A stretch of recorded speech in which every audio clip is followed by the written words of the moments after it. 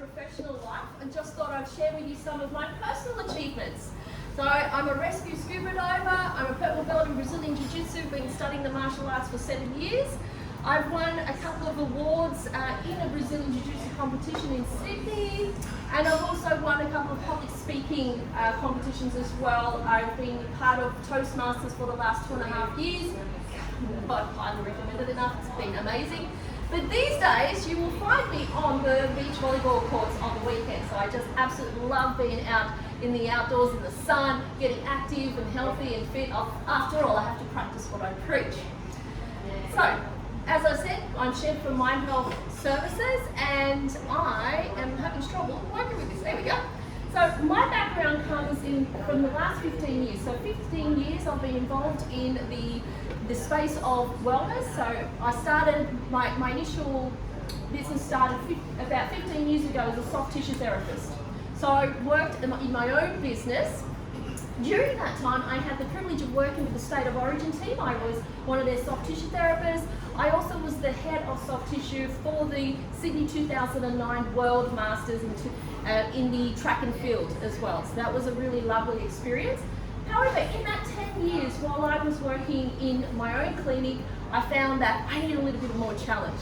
So I decided to go to the corporate field, and I worked for Suncorp as their injury management advisor. So my job there was to help the case managers as well as work with complex claims. So what I mean by that is claims that have been in workers' comp for 10 plus years. My job was to help offer some guidance and suggestions, especially those that would come across as surgery requests, complex surgery requests. I would liaise with occupational therapists, occupational physicians, the medical support panel, which is a board of occupational physicians that do help determine whether the requested surgery for the claimant is reasonable and necessary. It's a very high pressure job. I was involved in that for a number of years, so I know very well just the impact that injury has on individuals, not only in the short term, but also in the long term. We're not talking about just physical injuries, we're also talking about mental injuries as well, so psychological injuries. Following that, I also worked as a rehab consultant. So then I went out onto the field. So I worked with my claimants on a face-to-face basis where I attended medical case conferences, dealing with specialists, offering advice, suggestions for a gradual return to work process. So helping my claimants and my clients get back to work in a long-term sustainable fashion by offering suggestions, by offering the best way possible to get these people back to work, back to fit and healthy. So at Mind Health Services, our mission is to work with organisations and individuals towards better health today for tomorrow. Our goal is to deliver a unique approach to wellness solutions by enhancing mind-body awareness from the inside out. And if I may use an example here. So allow this cup of water. So the water in here is the emotions, the thoughts, feelings, any negative experiences you may have been holding on to. What happens in the event that if Campbell was able to approach me and accidentally bumped him? What's the chances of this water spilling? Fairly high, right? This is exactly what happens if we're holding on to a lot of emotions in the body, whether that may be negative thoughts, feelings, thoughts like I'm not good enough, I'm not smart enough, I'm not confident enough, I'm not successful enough. Anybody relate?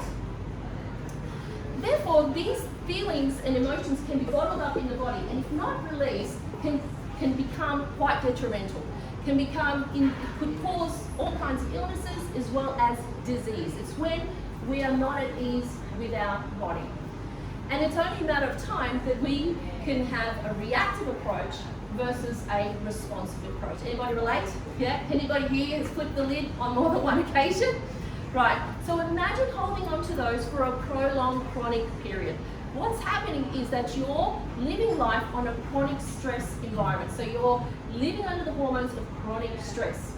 You can have two people working in the same environment and one person will react to their external stressor in a different way to the other.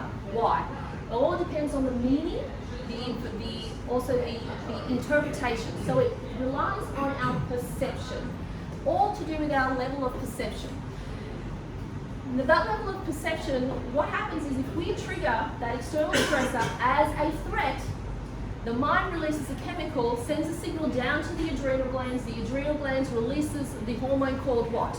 Adrenaline. Gets you ready for flight, fight response. If we're living under this hormone for a chronic period of time, what are the chances that we're going to live a better quality of life? What are the chances that we're going to risk any form of injury, whether that might be physical injury or whether that might be psychological injury? So the stakes are pretty high if we don't take a mindful approach. And if we are not mindful of our level of stress, then guess what? We are literally creating a hole for ourselves. And it takes a lot of time for those people that get stuck in that hole to get back out. So what is stress? Anybody here ever been stressed before? I'd be lying too if I said I've never been stressed. The stress is a situation or a trigger that creates a biological response. So when we are stressed, what happens? Our blood pressure goes through the roof. Our heart rate increases. The blood in the glucose in the blood increases. So all of these biological responses tend to happen in the body on a cellular level. And if we are living, as I said, in that flight-fight response for a prolonged period of time, this is where the body begins to create disease. What kind of disease? Autoimmune disease, you name it. Here's an interesting statistics. So between March 2020 and June 21, almost 17.6 million Medicare subsidized mental health related services were processed. Let that sink in. 17.6 million subsidized mental health related services were processed. So this is during a pandemic. This is fairly high. And this is people who have gone to see their doctor, who have said, hey doc, I'm experiencing lack of sleep, I'm experiencing stress, I'm experiencing depression, anxiety, all these kind of stuff. And have gone and been given some form of pharmaceutical intervention.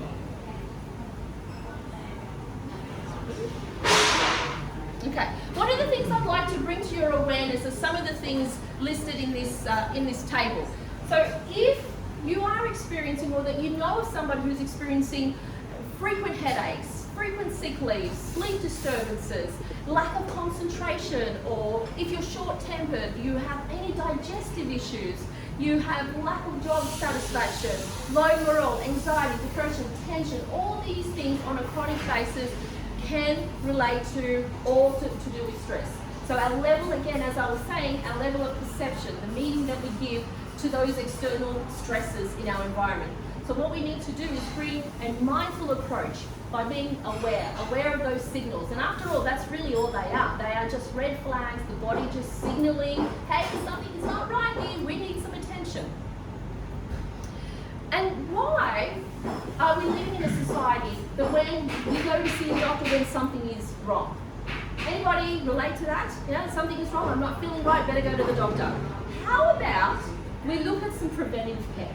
I'm going to give you some strategies that I share with my clients, some strategies that could be life-changing. And if you adapt these changes, they could potentially make the difference between having a good day and a bad day, or having a reactive approach versus a responsive approach.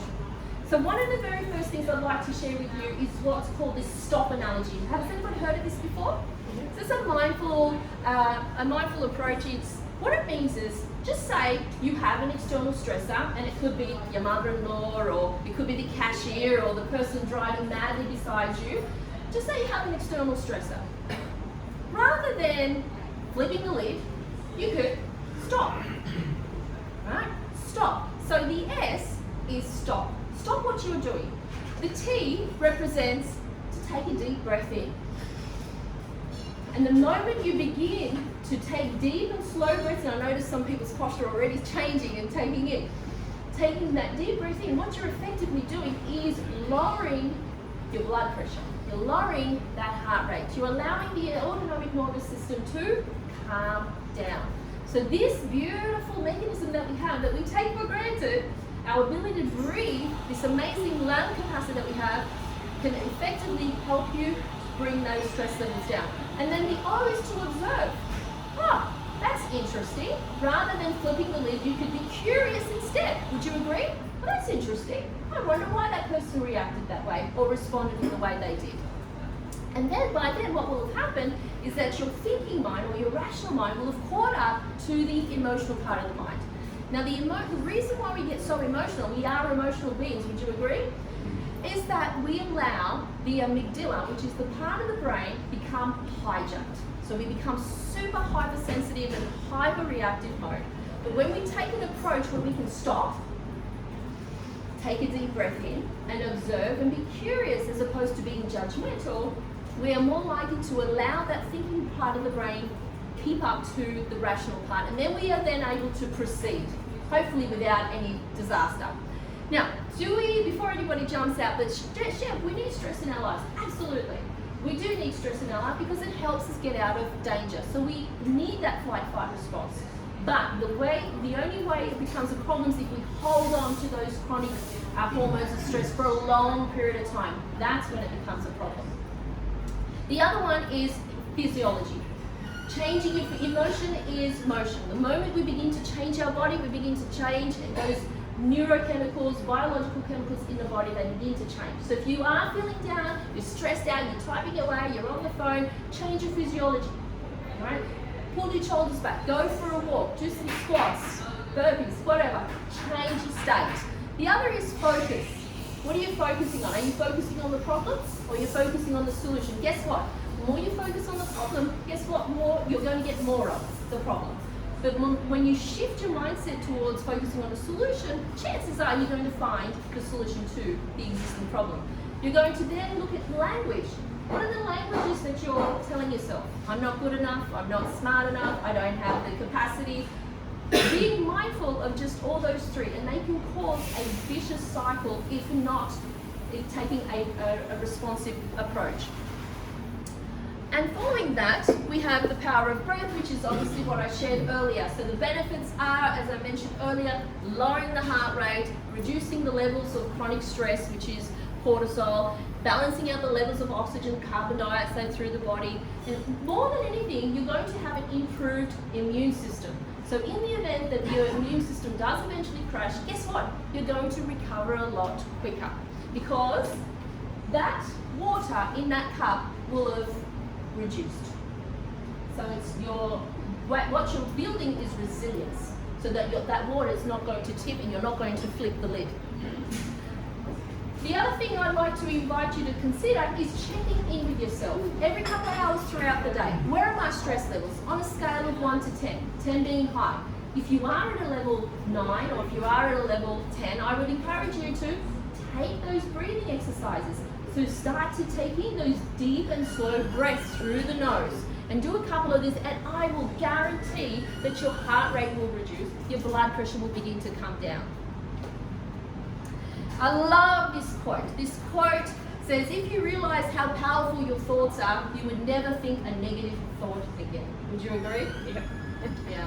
And I can go on and talk more and more about this, but what I'm going to do instead is invite you to our charity event, which is Saturday week. All these funds are going towards Destiny Rescue, is to help children free them from sexual labour. So if you are around, we'd love to have you come around, or we'd love for you to recommend or refer somebody, where I would dive in a little bit more deeper, having giving you some more tools to take on dealing with all kinds of stressful potential situations. My colleague who's also presenting will also be providing some self-care strategies as well, and coping strategies towards how to live a better quality of life. It's called Reignite Your Entrepreneurial Fire. We would absolutely be delighted if you can make it, but otherwise feel free to refer on. It's an absolute pleasure. I appreciate your attendance. Over to you, Campbell. Thank you.